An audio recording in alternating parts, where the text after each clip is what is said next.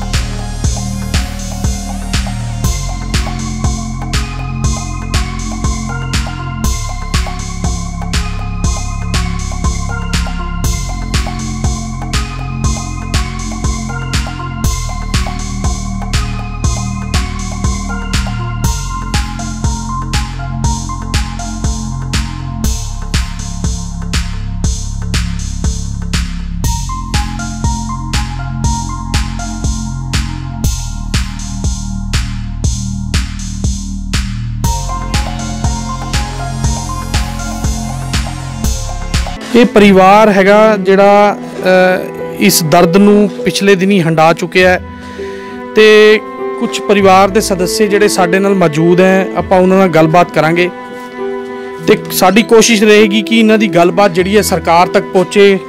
गुरुद्वारे दे विच सेवा कर रहे सी, गुरुद्वारा प्रबंधक कमेटी तक पहुँचे, क्योंकि प्रबंधक कमेटी कोल बहुत फंड होंदे हैं लोगों की सेवा करने वास्ते। जे गुरुद्वारा प्रबंधक कमेटी इन्हां दी गल सुने, सरकारां इन्हां दी गल सुनन तो ये बच्चा आने वाले दिनों के विच कुछ भी बन सकता है। बड़ी तमन्ना हैगी इन्हां दी परिवार की, आपां गल करांगे। साडे नाल मौजूद है उस दर्द नूं हंडा चुकिया 9वीं क्लास विच पढ़दा सी कुलविंदर। आपां इस दे नाल गलबात करदे हां। पहला मैं कैमरामैन नूं कहांगा ये पूरा परिवार दिखाणगे।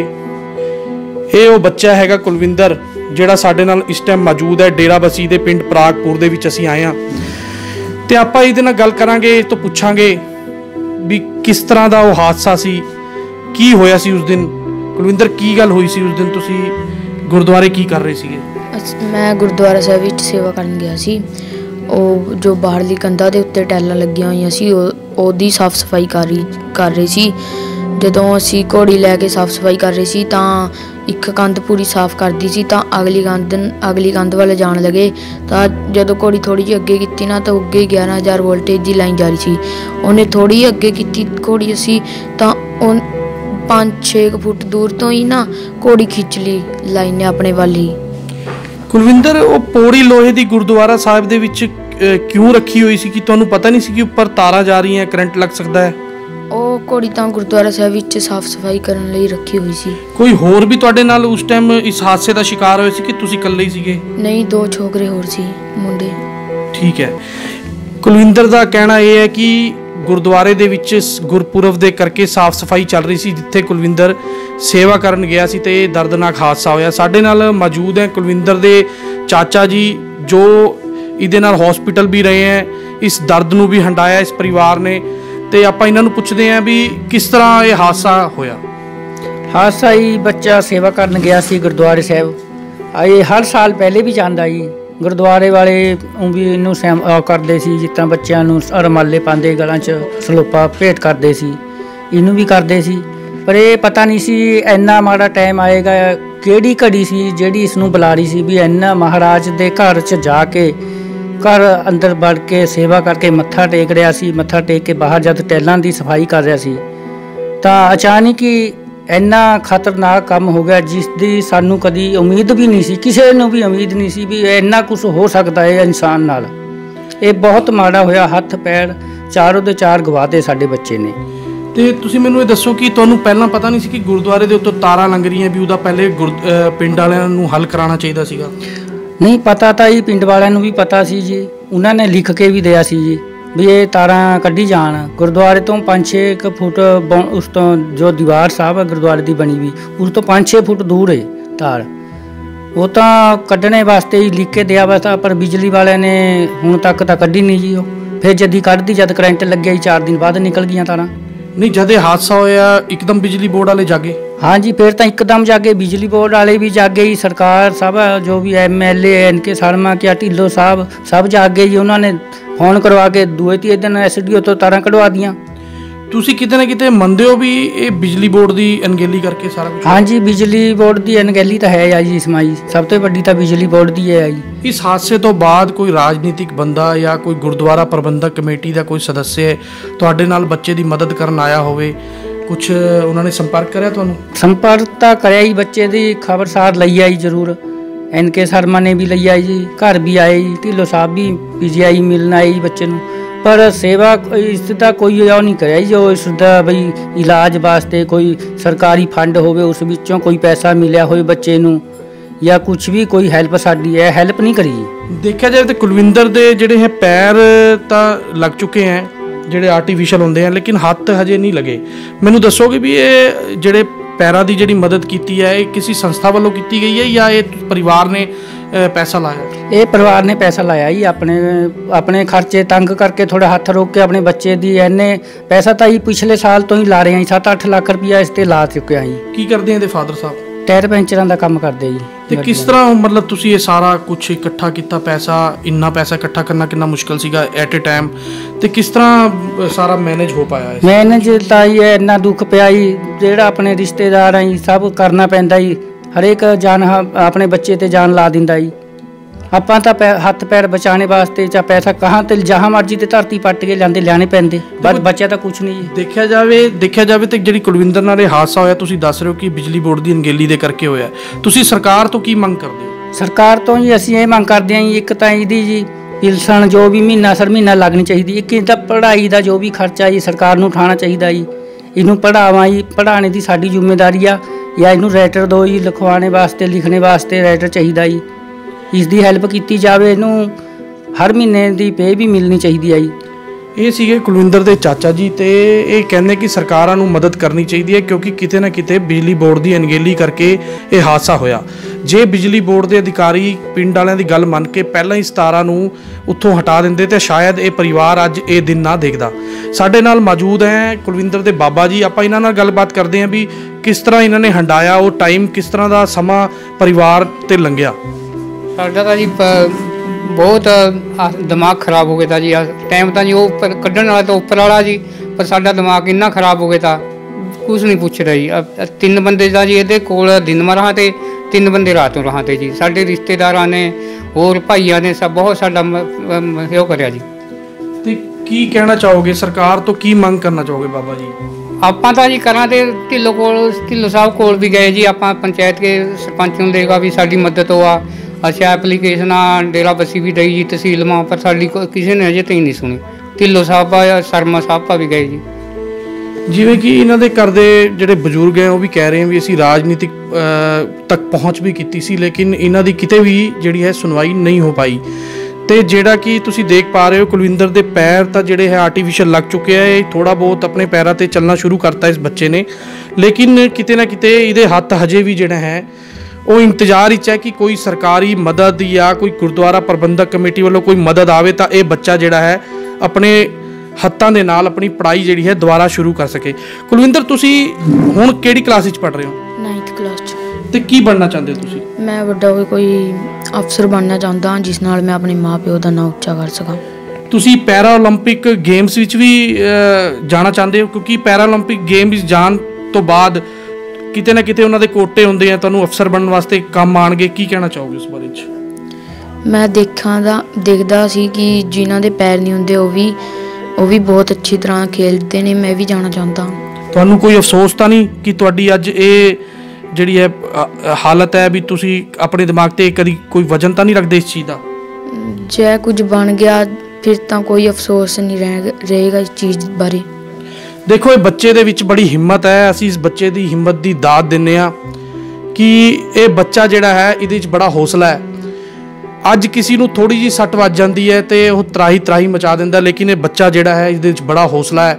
ਇਹ ਬੱਚਾ ਪੜ੍ਹਾਈ 'ਚ ਵੀ ਬੜਾ ਹੁਸ਼ਿਆਰ ਹੈ ਤੇ ਅਸੀਂ ਚਾਹੁੰਦੇ ਹਾਂ ਕਿ ਇਹਦੀ ਜਿਹੜੀ ਹੈ ਮਦਦ ਹੋਣੀ ਚਾਹੀਦੀ ਹੈ ਤਾਂ ਕਿ ਇਹ ਬੱਚਾ ਆਉਣ ਵਾਲੇ ਦਿਨਾਂ ਦੇ ਵਿੱਚ ਆਪਣੇ ਮਾਂ-ਬਾਪ ਦਾ ਨਾਮ ਰੋਸ਼ਨ ਕਰ ਸਕੇ, ਜਿਸ ਤਰ੍ਹਾਂ ਕਿ ਇਹ ਕਹਿ ਰਿਹਾ ਹੈ। ਸਾਡੇ ਨਾਲ ਮੌਜੂਦ ਹੈ। ਤੁਸੀਂ ਕੀ ਕਹਿਣਾ ਚਾਹੁੰਦੇ ਹੋ ਜੀ?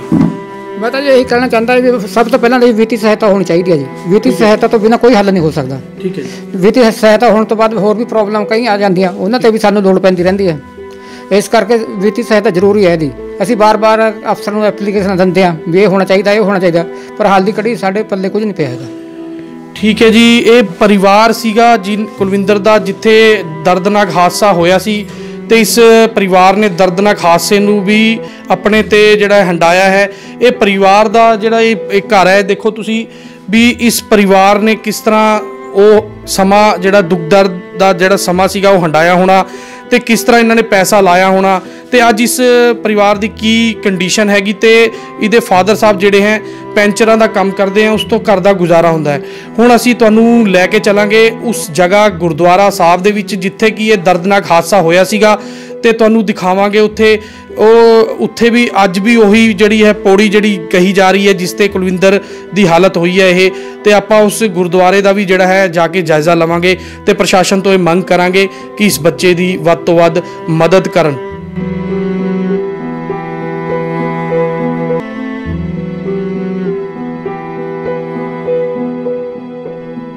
ਅਸੀਂ ਜਿਵੇਂ ਕਿ ਤੁਹਾਨੂੰ ਡੇਰਾਬੱਸੀ ਦੇ ਪਿੰਡ ਪ੍ਰਾਗਪੁਰ ਦੇ ਵਿੱਚ ਲੈ ਕੇ ਆਏ ਹਾਂ, ਜਿੱਥੇ ਕਿ ਇੱਕ ਕੁਲਵਿੰਦਰ ਨਾਮਕ ਬੱਚਾ ਜਿਹੜਾ 9ਵੀਂ ਕਲਾਸ 'ਚ ਪੜ੍ਹਦਾ ਸੀ, ਉਹਦੇ ਨਾਲ ਇੱਕ ਦਰਦਨਾਕ ਹਾਦਸਾ ਹੋ ਗਿਆ ਸੀ ਤੇ ਉਹਦੇ ਦੋਨੋਂ ਪੈਰ ਤੇ ਦੋਨੋਂ ਹੱਥ ਜਿਹੜੇ ਹੈ ਕੱਟੇ ਪਏ ਸੀਗੇ।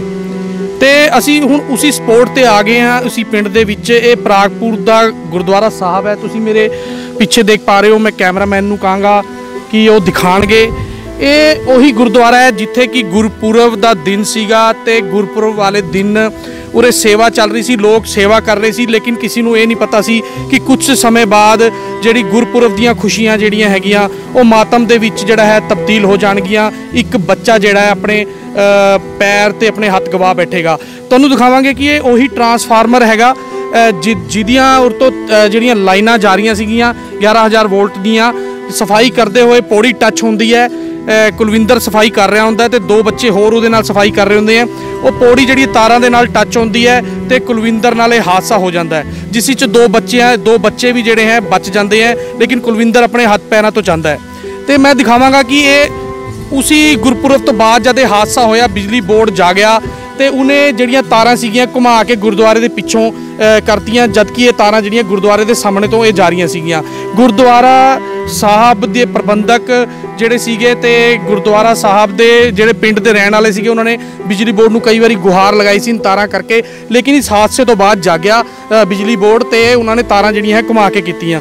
ਤੇ ਮੈਂ ਤੁਹਾਨੂੰ ਦਿਖਾਵਾਂਗਾ ਕਿ ਅਸੀਂ ਤੁਹਾਨੂੰ ਦਿਖਾਉਂਦੇ ਹਾਂ ਕਿ ਕਿਹੜੀ ਇਸ ਕਮਰੇ ਦੇ ਵਿੱਚ ਹਾਲ ਦੇ ਵਿੱਚ ਲੰਗਰ ਹਾਲ ਹੈ ਇਹ ਗੁਰਦੁਆਰਾ ਸਾਹਿਬ ਦਾ। ਤੁਹਾਨੂੰ ਦਿਖਾਵਾਂਗਾ ਕਿ ਉਰੇ ਪੌੜੀ ਰੱਖੀ ਹੋਈ ਹੈ ਜਿਸ ਤੇ ਚੜ ਕੇ ਕੁਲਵਿੰਦਰ ਸਫਾਈ ਕਰ ਰਿਹਾ ਸੀ ਤੇ ਉਹ ਬਿਜਲੀ ਦੀਆਂ ਤਾਰਾਂ ਦੇ ਨਾਲ ਜਦ ਟੱਚ ਕੀਤੀ ਤੇ ਇਹ ਦਰਦਨਾਕ ਜਿਹੜਾ ਹੈ ਹਾਦਸਾ ਹੋ ਗਿਆ। ਇਹ ਮੈਂ ਕੈਮਰਾਮੈਨ ਨੂੰ ਕਹਾਂਗਾ ਇਹ ਦਿਖਾਣਗੇ ਪੌੜੀ। ਇਹ ਉਹੀ ਪੌੜੀ ਹੈ ਜਿਹੜੀ ਕੁਲਵਿੰਦਰ ਦੇ ਨਾਲ ਜਿਹੜਾ ਹਾਦਸਾ ਹੋਇਆ ਸੀ ਉਹਦੀ ਵਜ੍ਹਾ ਬਣੀ ਤੇ ਤਾਰਾਂ ਨਾਲ ਟਕਰਾਈ। ਜਦ ਤਾਰਾਂ ਨਾਲ ਟਕਰਾਉਂਦੀ ਹੈ ਤੇ ਪਿੰਡ ਵਾਲਿਆਂ ਦਾ ਕਹਿਣਾ ਇਹਦੇ ਜਿਹੜੇ ਟਾਇਰ ਸੀ ਉਸੇ ਟਾਈਮ ਜਿਹੜੇ ਹੈ ਇਹ ਬਲਾਸਟ ਹੋ ਗਏ। ਇੰਨਾ ਖਤਰਨਾਕ ਜਿਹੜਾ ਮੰਜ਼ਰ ਸੀਗਾ ਜਿਹੜਾ ਕੁਝ ਲੋਕਾਂ ਨੇ ਉਰੇ ਦੇਖਿਆ। ਕੁਲਵਿੰਦਰ ਦੀ ਜ਼ਿੰਦਗੀ ਜਿਸ ਨੇ 1 ਮਿੰਟ ਦੇ ਅੰਦਰ ਬਦਲ ਕੇ ਰੱਖਤੀ। ਕੁਲਵਿੰਦਰ ਨੂੰ ਨਹੀਂ ਪਤਾ ਸੀ ਕਿ ਉਹ ਸੇਵਾ ਕਰ ਰਿਹਾ ਤੇ ਅੱਜ ਉਹਦੀ ਜ਼ਿੰਦਗੀ ਜਿਹੜੀ ਹੈ ਇੱਕ ਨਵਾਂ ਮੋੜ ਲੈ ਲੇਗੀ ਤੇ ਉਹ ਹਾਦਸੇ ਦਾ ਸ਼ਿਕਾਰ ਹੋ ਜਾਏਗਾ। ਹੁਣ ਜਿਹੜਾ ਹੈ ਸਾਡਾ ਇਸ ਪਿੰਡ ਦੇ ਵਿੱਚ ਆਉਣ ਦਾ ਜਿਹੜਾ ਮਕਸਦ ਸੀ ਉਹ ਤੁਹਾਨੂੰ ਅਸੀਂ ਦੱਸਦੇ ਹਾਂ। ਨਿਊਜ਼ 89 ਜਿਹੜਾ ਹੈ ਪ੍ਰਸ਼ਾਸਨ ਨੂੰ ਤੇ ਉਰੇ ਦੇ ਜਿਹੜੇ ਪ੍ਰਸ਼ਾਸਕ MLA ਜਾਂ ਹੋਰ ਰਾਜਨੀਤਿਕ ਬੰਦੇ ਹੈ, ਗੁਰਦੁਆਰਾ ਪ੍ਰਬੰਧਕ ਕਮੇਟੀ ਦੇ ਜਿਹੜੇ ਸਦੱਸਿਆ ਹੈ, ਉਹ ਇਸ ਤਰਫ ਧਿਆਨ ਦੇਣ ਤੇ ਕੁਲਵਿੰਦਰ ਜਿਹੜਾ ਹੈਗਾ ਇਸ ਟਾਈਮ ਆਪਣੇ ਘਰ ਹੈ, ਉਹ 9ਵੀਂ ਕਲਾਸ ਵਿੱਚ ਪੜ੍ਹ ਰਿਹਾ ਤੇ ਉਹਦੀ ਜਿਹੜੀ ਹੈ ਆਰਥਿਕ ਤੌਰ ਤੇ ਮਦਦ ਕੀਤੀ ਜਾਵੇ। ਤੇ ਅਸੀਂ ਤੁਹਾਨੂੰ ਅਪੀਲ ਕਰਦੇ ਹਾਂ, ਅਸੀਂ ਹੋਰ ਲੋਕਾਂ ਨੂੰ ਵੀ ਅਪੀਲ ਕਰਦੇ ਹਾਂ ਕਿ ਇਹ ਡੇਰਾਬੱਸੀ ਦੇ ਨਾਲ ਜਿਹੜਾ ਪਿੰਡ ਪਰਾਗਪੁਰ ਪੈਂਦਾ 4 ਕਿਲੋਮੀਟਰ, ਜਿੱਥੇ ਹਾਦਸਾ ਹੋਇਆ ਸੀ, ਕੁਲਵਿੰਦਰ ਦਾ ਘਰ ਉੱਥੇ ਹੈ। ਉਹਦੇ ਪਰਿਵਾਰ ਦੇ ਜਿਹੜੇ ਸਦੱਸਿਆ ਹੈ ਉਹ ਇੰਨੇ ਜੋਗੇ ਨਹੀਂ ਹੈ ਕਿ ਉਹ ਅੱਗੇ ਜਿਹੜਾ ਹੈ ਕੁਲਵਿੰਦਰ ਦਾ ਜਿਹੜਾ ਹੈ ਫਰਦਰ ਇਲਾਜ ਕਰਾ ਸਕਣ ਤੇ ਉਹਦੀ ਪੜ੍ਹਾਈ ਜਿਹੜੀ ਹੈ ਰੈਗੂਲਰ ਰੱਖ ਸਕਣ। ਅਸੀਂ ਅਪੀਲ ਕਰਾਂਗੇ ਕਿ ਵੱਧ ਤੋਂ ਵੱਧ ਜਿਹੜਾ ਹੈ ਕੁਲਵਿੰਦਰ ਦੇ ਪਰਿਵਾਰ ਨਾਲ ਸੰਪਰਕ ਕਰਨ ਤੇ ਕੁਲਵਿੰਦਰ ਦੀ ਜਿਹੜੀ ਹੈ ਅੱਗੇ ਵਧਣ ਦੇ ਵਿੱਚ ਮਦਦ ਕਰਨ, ਕਿਉਂਕਿ ਉਸ ਬੱਚੇ ਦੇ ਜਿਹੜੇ ਸੁਪਨੇ ਹੈਗੇ ਉਹ ਅੱਜ ਵੀ ਜਿਹੜੇ ਅਸਮਾਨ ਨੂੰ ਛੂ ਰਹੇ ਆ। ਉਹ ਚਾਹੁੰਦਾ ਹੈ ਕਿ ਉਹ ਕੁਝ ਬਣੇ ਅਫਸਰ ਤੇ ਆਪਣੇ ਮਾਂ-ਬਾਪ ਦਾ ਨਾਮ ਰੋਸ਼ਨ ਕਰੇ। ਤੇ ਹੁਣ ਆਉਣ ਵਾਲਾ ਸਮਾਂ ਦੱਸੇਗਾ ਕਿ ਕੁਲਵਿੰਦਰ ਦੀ ਜਿਹੜੀ ਪ੍ਰਸ਼ਾਸਨ ਹੈ ਜਾਂ ਹੋਰ ਰਾਜਨੀਤਿਕ ਲੋਕ ਹੈ ਜਾਂ ਗੁਰਦੁਆਰਾ ਪ੍ਰਬੰਧਕ ਕਮੇਟੀ ਹੈ, ਸਾਡੀ ਗੱਲ ਉਹਨਾਂ ਤੱਕ ਪਹੁੰਚੇਗੀ ਤੇ ਉਹ ਕੁਲਵਿੰਦਰ ਦੀ ਕਦ ਤੱਕ ਮਦਦ ਕਰਨਗੇ। ਡੇਰਾਬੱਸੀ ਤੋਂ ਸੰਦੀਪ ਚੌਧਰੀ, ਨਿਊਜ਼ 89।